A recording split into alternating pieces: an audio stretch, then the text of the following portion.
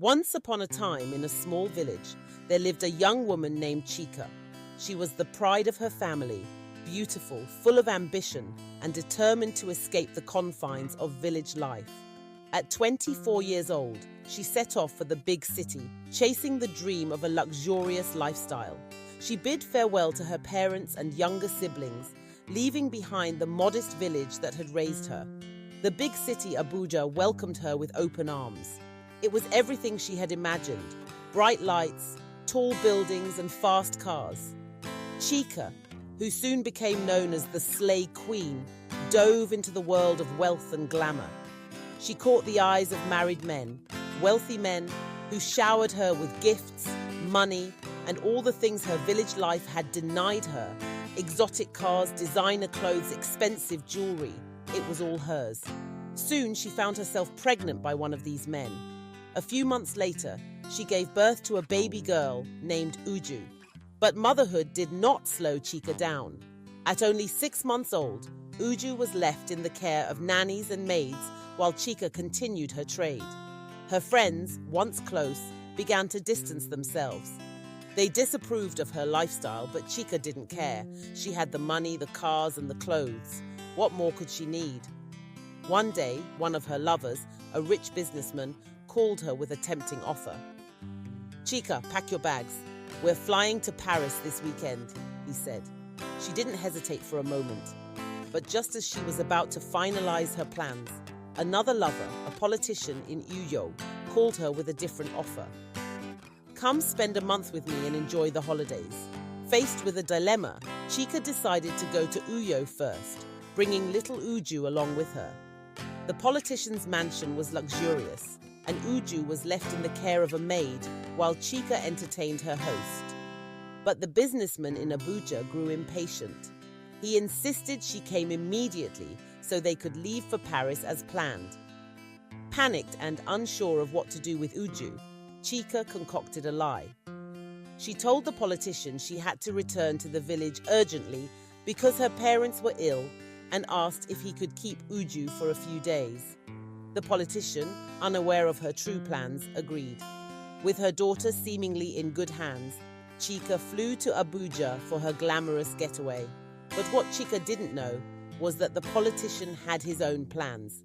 While Chika was jet-setting off to Paris, he left Uju with the maid and went on his own holiday, also with another woman. The maid, entrusted with Uju's care, had her own secret life.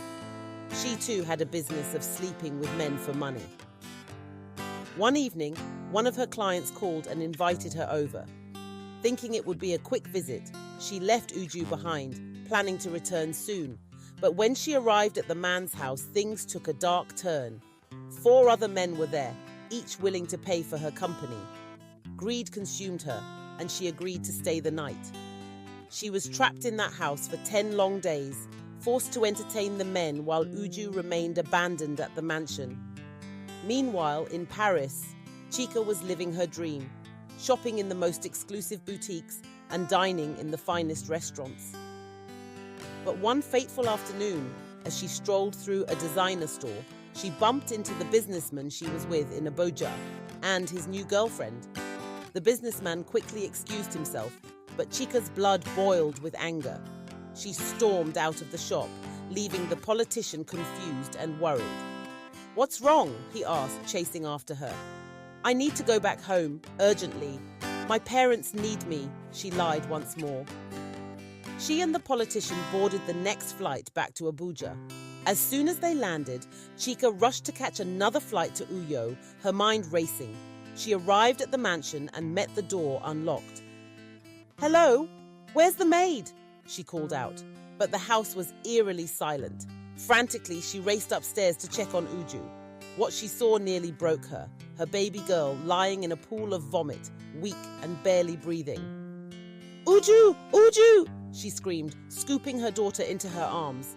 Neighbors heard her cries and rushed to help. Uju was immediately taken to the hospital where doctors worked tirelessly to save her. Chika's world began to crumble as she sat in the waiting room. When the doctor finally emerged, there was a glimmer of hope. "She's awake. She'll make it," but it was a close call. Just as Chika breathed a sigh of relief, 2 police officers approached her. "Ma'am, we need to talk. You're under arrest for child neglect, handcuffed and thrown into the back of a police van."